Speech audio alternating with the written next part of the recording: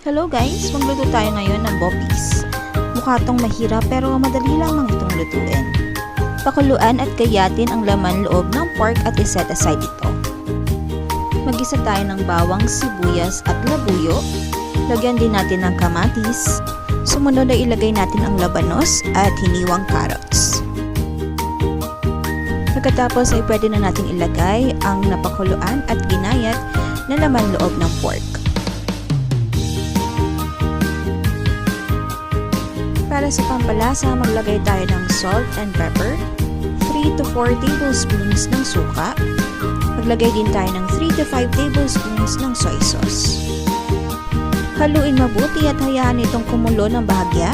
Kapag malambot na ang carrots at ang labanos, ready na to ihain. Luto na ang boppies. Thank you so much for watching and happy eating!